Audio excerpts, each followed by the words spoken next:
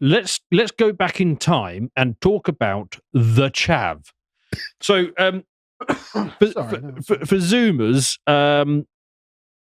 which of you wants to explain to Zoomers what a Chav is?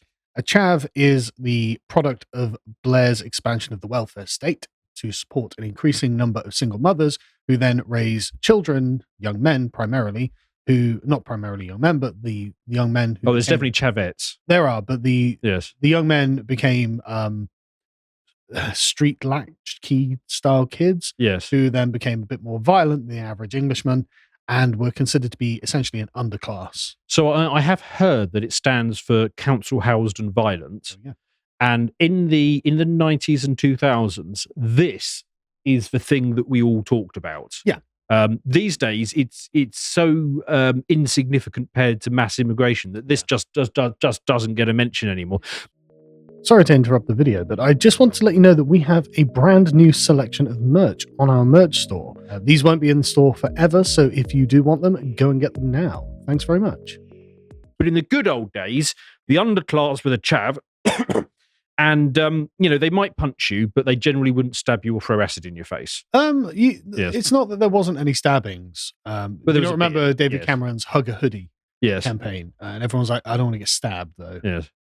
Fair. But, I mean, very few machete attacks. Yes, definitely very little acid. Yeah. So I've got a little clip that sort of gives us a taste of the chav. A decade, isn't it?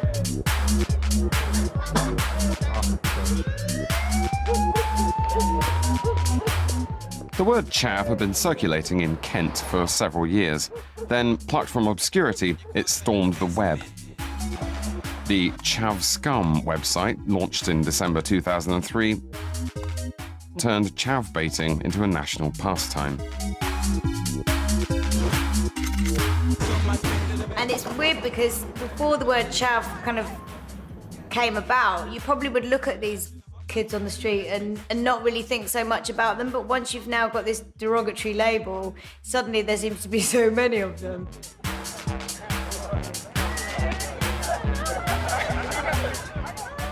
When we first heard the word, a chav was a white working-class man. He spent his money on heavily logoed sportswear, gold chains, and sovereign rings. No, drugs. His girlfriend, a chavette, had hoop earrings and a bit of an attitude. Drugs. Chav is quite a clever word because it has a comic component. There's something quite funny about it. Their bad taste, their haircuts, their lifestyle seems almost comically, grotesquely vulgar. They want money, and they want fun, and they want to behave in a very chav-like manner. But they're not aspirational, they're not trying to become posh, they're not trying to become middle class. They were full of themselves, they were quite into bling, they were white. Yeah, so I stopped it at that point because... I mean, Adjumar coming out with the real condemnation, they were white. Yes. With this attitude.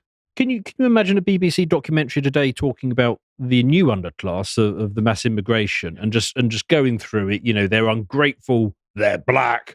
It just simply wouldn't happen. But it was almost permissible to sort of really hate these guys. Oh no, it was desirable because they do represent an offensive underclass of people who really shouldn't have come into existence. Like all of these people should have been forced to get jobs.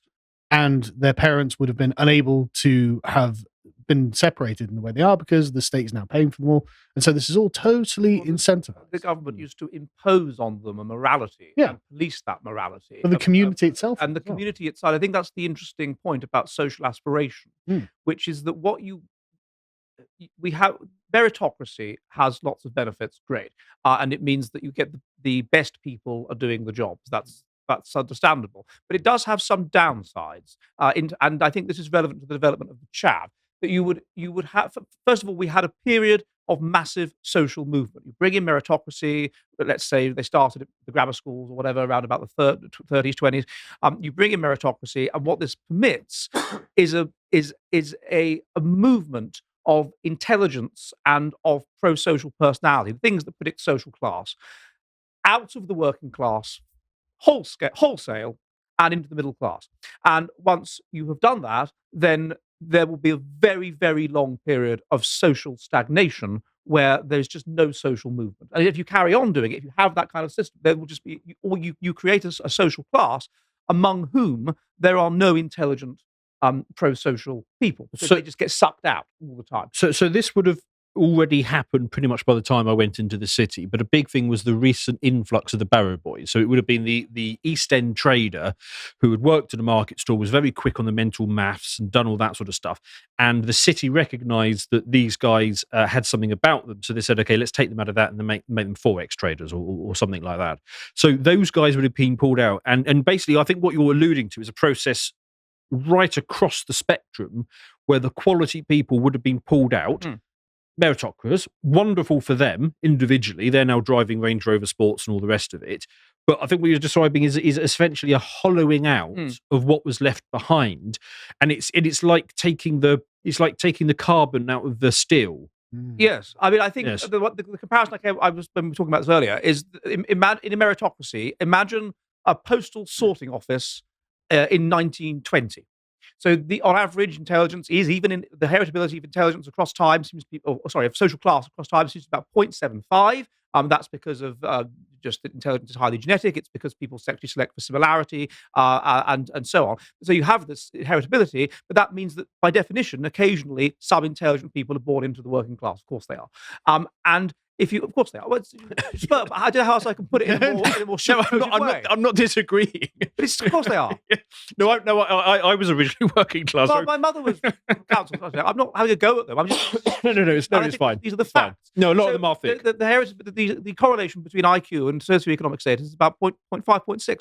So you have this postal sorting office, and you're going to have people in it where it's not a meritocracy, where they have to leave school at 14 and start earning money for their family because they're so poor. Yeah. You've got someone, let's say he's intellectually capable of being a doctor, but he's working in a postal sorting office. So if something goes wrong in the postal sorting office, there's someone there who's way, way under-promoted, and he can solve the problem.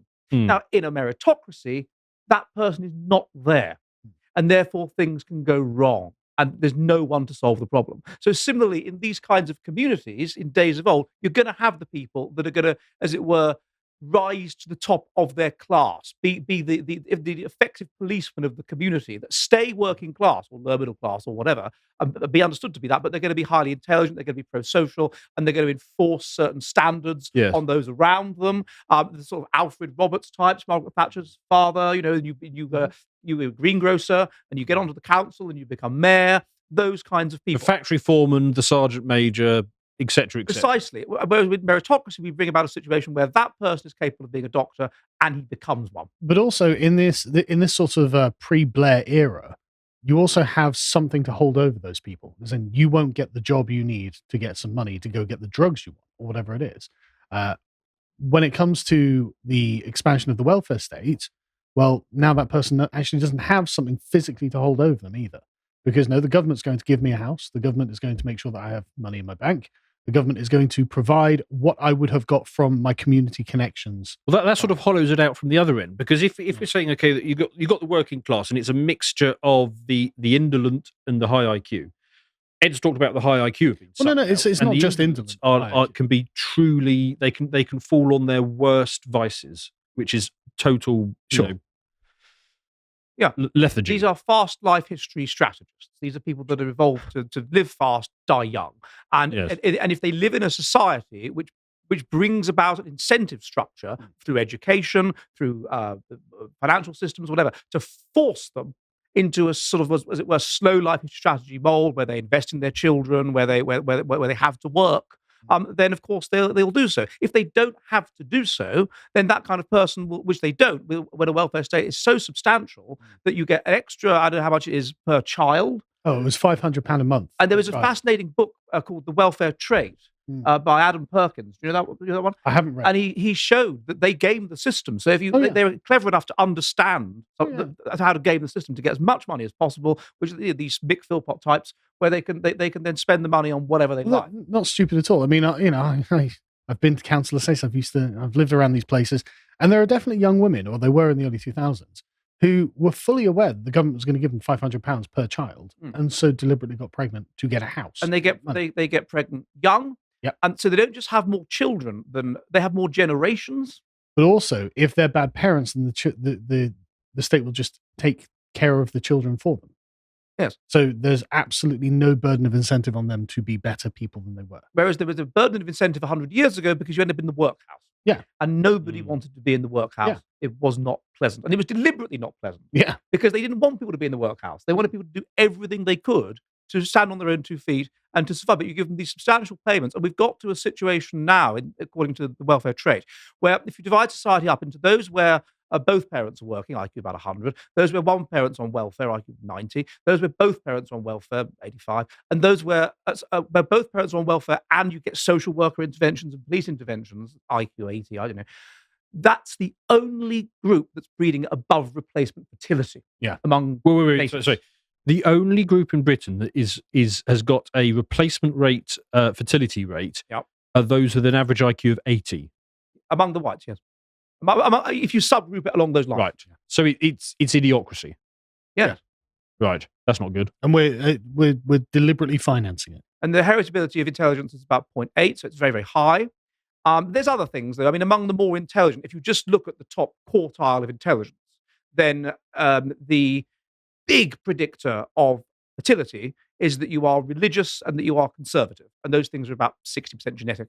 And the big predictor of sterility is that you are liberal and that you are an atheist. So what we would predict is that conservatives will become more intelligent or will become stupider, slower, and liberals will become less, the Rayner effect.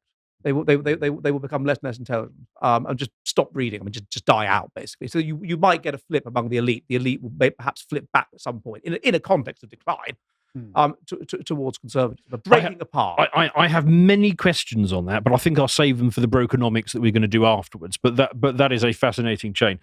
One thing I wanted to point out was the sort of the moment at which there was that breaking point. Can we? Jack, can we have yes?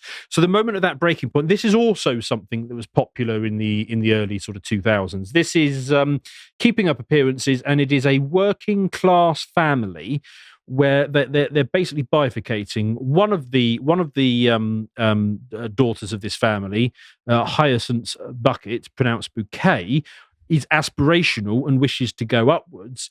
Other members of her family basically couldn't give a damn, and they're emulating. They are sort of early door. If they had kids, they would be chavs, basically. Well, except they do have a child, and she's a hippie, and she's in the early episodes. It maybe if it was made a couple of years later, she would have been a chav. Early 90s. Her children were chavs. Were they? Children. The unmarried Rose? young woman. You mean Rose? Oh, I don't know. I've never seen it. Oh, you ever seen it? Generationally. No, I mean, I've seen it, but that was tremendously boring when I was like 13. I loved it when I was 9. Really? It was like 30 years ago, so you could be forgiven for. I was going out and playing football and climbing trees. But more broadly to the point, Ed, what's going on here with this divergence in the working class, where they used to look up and now they look down? Well, I suppose there's a number of. That's sort of a separate issue then, but I suppose a big part of it is one that among the working class, though you're going to get people that are born, as I was saying earlier, that are by just chance or whatever, unlikely genetic combinations, bad, all kinds of things can do it, that are highly intelligent among the working class, and they will police their own class with the values of the broader culture, and those values are confident, and those values are hierarchical, and whatever. And so then you imitate those values, and you pass them around, and so you have a working class that looks up. You have a united society, and that society takes the view that we have a certain way that we should be, a certain thing that is good. And that is instilled in the churches, that is instilled in the education system to the extent that they are educated. It is just instilled through social osmosis, essentially. And so everyone understands that it's bad to be low down, it's good to be high up in the great chain of being. What you have then with the sociological process, once you have meritocracy, is you suck out of the working class all those people that have ambition and whatever for genetic reasons, who may then inspire others within them to imitate them, and they will see, oh look, you can come from among us and you can go up like he did. Remember him, so and so's son, and he's a teacher. Wow, is he a teacher? Wow, he's a policeman, is he? Wow. And so there's role models in place that you imitate and whatever, and so there's just a general sense. Of course, there was always people that didn't give a damn, but there's just a general sense that there's one culture, one society. It's based around the structured order. Everyone agrees, and you imitate. And take that away, remove from the working class those people completely in 1 or 2 generations who have any kind of ambition or drive or intelligence or whatever, then you just create an underclass, and then also you give them incentive structures not to have to be forced, because there's a degree to which you're compelled economically to imitate the higher classes, because if you don't, you starve. So you have to have some kind of work ethic. So you take that away. And then you have the higher classes, once we get a sort of virtue signaling society that becomes concerned with equality and harm avoidance rather than group-oriented values of structured order and so forth. And they start saying, oh, well, we shouldn't encourage children in school to talk properly. We shouldn't teach them to read properly. We should appreciate the culture of that they come from. We should have a respectful attitude to the fact that they swear and won't sit down and won't sit still and whatever. And so actually we're no longer trying to bring them up to reasonable, civilized standards. And so I think all of these things kind of come together to create, but not these people. This is a separate. I don't see. Yeah, it's not these people. But the Chavs. What I think is more interesting about that is like, think what the new Hyacinth would be like. So she wouldn't be saying, Richard, it's my sister, Bruce has gone out again. He's dressed as a woman. We must stop him, Richard. We must stop him. It'd be Bruce, Richard, Bruce has misgendered somebody. Quickly, Richard, we must stop him. That would be the new hire. You're telling me the remake of this, she would be woke? She would be absolutely super woke. I think you're right, actually. I think you're right. I've got another clip for us to play, and then I'll get. Oh, look, it's from a show called The Jolly Heretic. Yes, is that good, Ed? Do you think? I think it's a pretty good show. Yeah, pretty good show. Right, let's have a look at what this Jolly Heretic. Oh, no, other mouse. Let's see what this Jolly Heretic says, because I think that he's found the last preserve of a. So we used to put, well, not we, but the Americans. They rounded up all the Indians and they put them on preserves. We might have done something a bit like that. So let's have a look at Clacton, shall we? And to experience one of the most dysgenic towns in the UK.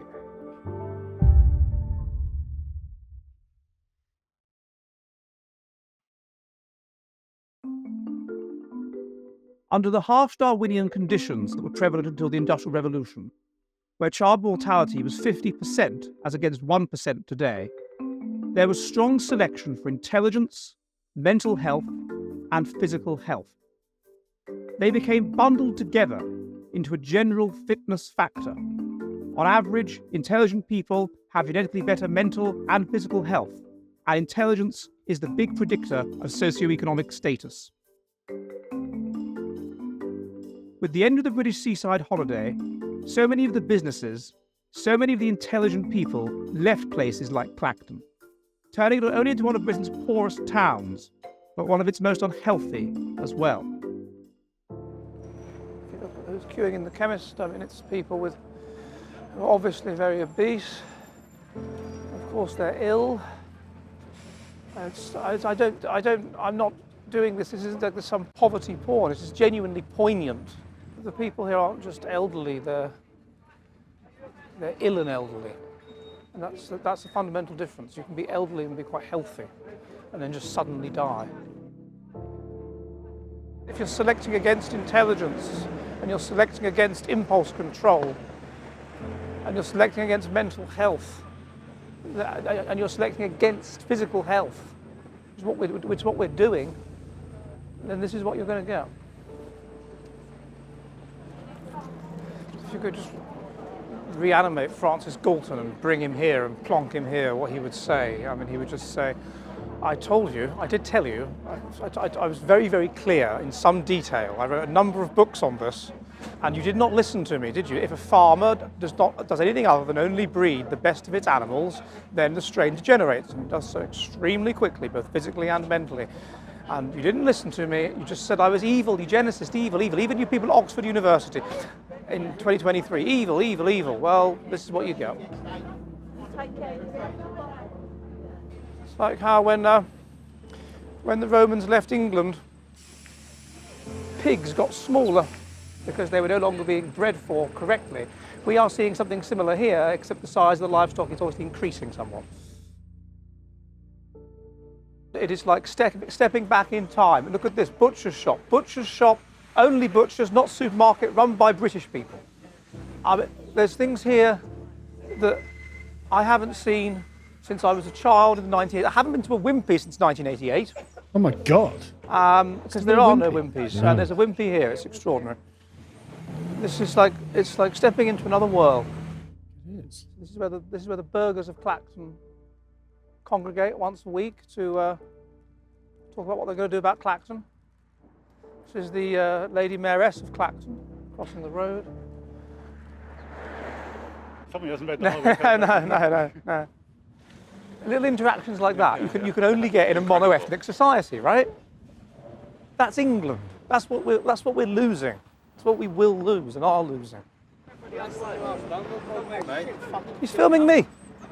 There is a definite downside to the obituary of Britain, which this town seems to be, and that is, of course, that word, the chav, what people in my grandfather's generation call people that are rough, and they're expanding.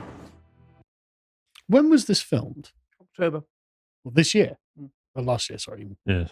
Oh, that very warm period in October. Yeah, because, I mean, I felt that this may have been filmed like 2012 or something, like before the decline really struck. No, it's a real, I mean, that's the thing. At the beginning, I almost felt, I mean, it is true what I said, that it is the most highly dysgenic and so forth, but I almost felt bad about saying that, because by the end of it, I do say I quite like it. There was I felt I'm sorry, Clacton people. That I mean, it's objectively true, but I felt at home. Yeah. Yes. I felt relaxed. Oh yeah. Yeah. And I felt I was in my, as it were, evolutionary match. Yeah. And ask any animal. You put a monkey in a zoo, they don't like it. You put a monkey in where he's supposed to be, he's happy. Without a doubt, I would rather live in Clacton than Tower Hamlets or for sure. Lewisham. Sure, because in Tower Hamlets, in fact, I was talking only a couple of days ago. I was in by Whitechapel Station, and I found these two old Cockney girls, and all their family had moved out. Yeah. Where to? Clacton. And okay. but I says, well, why don't you move to Clacton? I don't want to. I like my own. So they say we're the only white people on the bus. We're the only white people at the doctor's surgery. They've all come from the East End. I was in this pub in Jaywick, which is even poorer than Clacton, and I was talking to this guy. He was from Custom House originally, and he said, yeah, I bought my council house in London for nothing, sold it for a lot of money, and then moved out. 99 out of 100 people here come from East London. It's a rational economic calculation. Absolutely. And then he's got the life that he's in the film, I think, or somewhere at the end, and he's got the life that he wants. And so there is. Yes. I was very, very welcomed. Very, very. I think you end up in the pub at the end, in Jaywick, don't you? And I mean, I won't play it now because we don't have the time. But I was just watching and thinking, I could just quite happily spend an afternoon there. Yeah, and I did.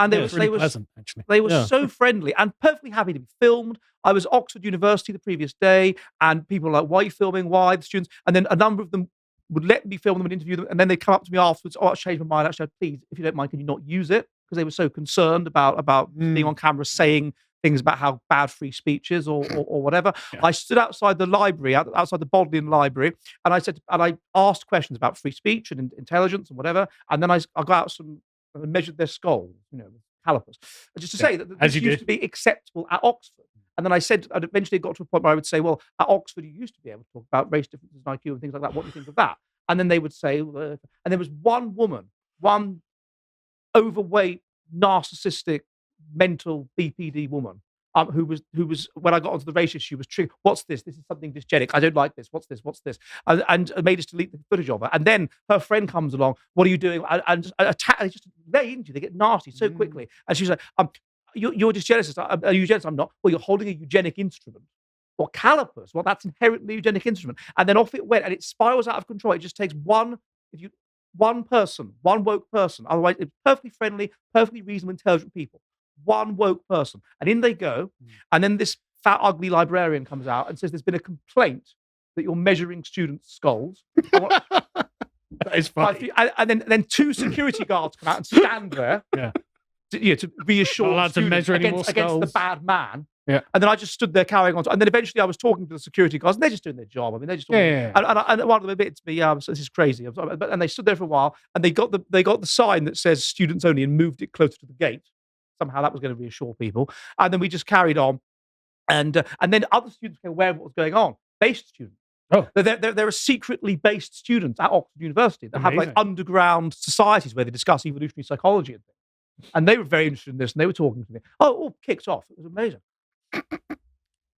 That is fascinating. That's on YouTube as well somewhere. The question I wanted to ask, I don't know if you know anything about squirrels, but I think I get to the same point as you with the chavs, which is a bit of sympathy, really.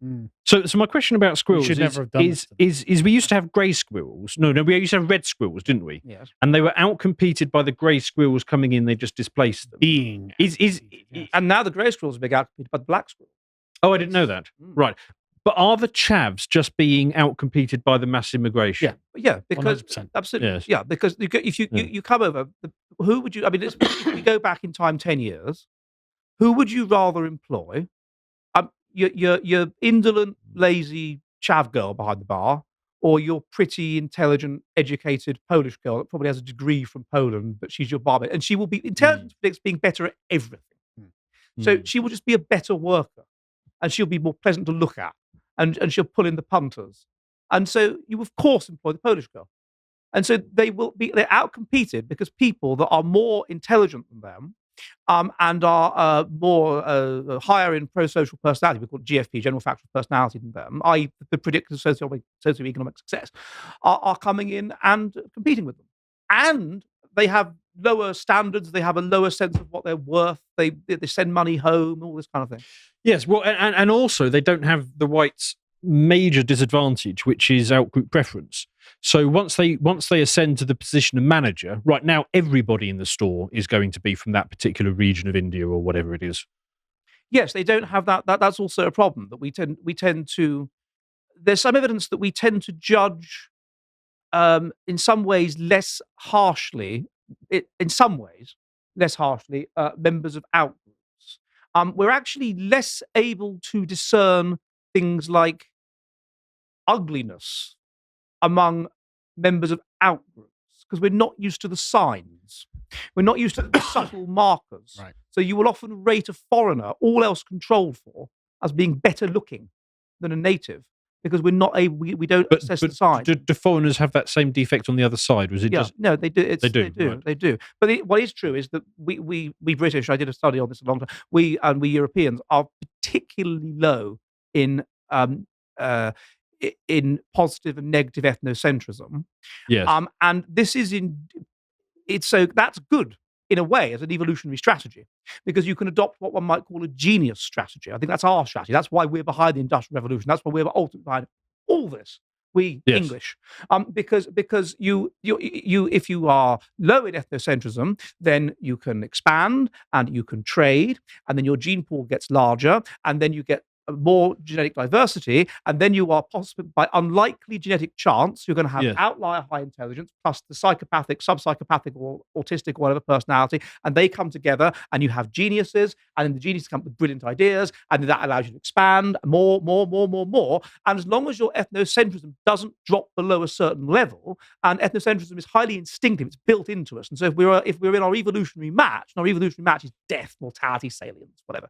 So as long as we're in that situation, then it's fine. The problem is that we've now created with our geniuses such a relaxed period of selection, like such a paradise that our instincts, which are brought out by our evolutionary match, mortality salience, things like that, are not induced.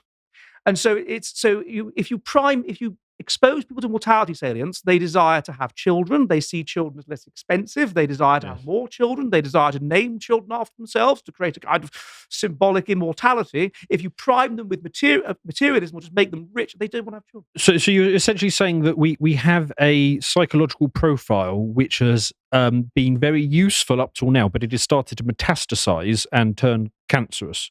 I think that's a good metaphor, yeah. Whereas another way of doing things would be more like the Finns or the Japanese. They have a small gene pool. They are low in genius. They're more intelligent than us on average, and they have a smaller gene pool bunched towards the mean. Tightly clustered, yeah. Totally clustered, but they don't produce geniuses, but they are highly ethnocentric, positive, negative ethnocentric, and that's their strategy.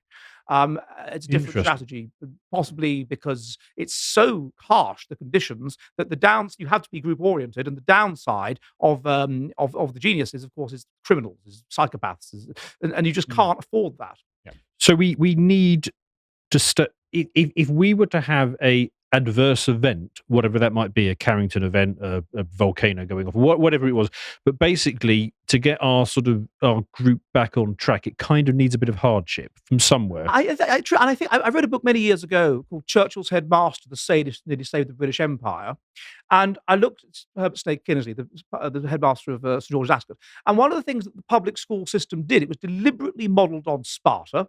The public school, the upper class were big fans of Plato, and and the idea was, well, look, you've got these people who are rich, who are privileged, who are they could quite easily become just decadent. They could quite easily, and so you deliberately expose them, quite deliberately. And I'm sure it was frightful if you were there, but you deliberately expose them to extreme harshness early in life, so that even though they're rich and they've got everything and they don't have to care, these instincts of group orientation, whatever, are induced in them.